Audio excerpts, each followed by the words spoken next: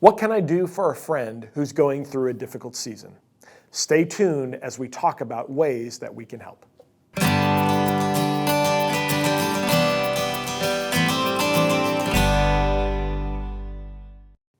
One of the things that we talked about this Sunday specifically was some of the aspects of helping someone through a difficult time. Or maybe you're going through a difficult time and you need someone to do these principles that we're about to talk about. And one of the principles is the art of showing up, the art of being there in a moment. I want to read a passage of scripture to you. This comes from John chapter 11, verse 33 through 36. It says, "When Jesus saw her weeping, and the Jews who had come along with her also weeping, he was deeply moved in spirit and troubled. 'Where have you laid Lazarus?' he asked. 'Come and see, Lord,' they replied. Jesus wept. Then the Jews said, 'See how he loved him.'" One of the things I loved about talking about that moment with Jesus, Mary, Martha, and the healing and the raising of the dead from Lazarus is that Jesus knew Lazarus was obviously dead, but he also knew that he was going to raise him to life.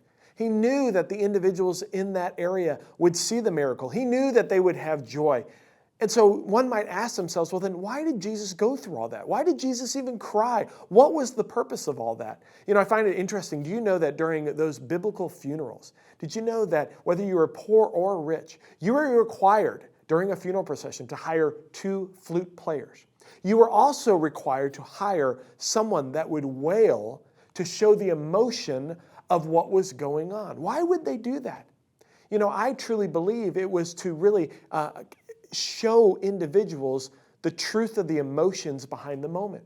It's as if they wanted the public to be able to see we're hurting and there is pain and there is sadness. And so they were paying basically to show people what they were feeling.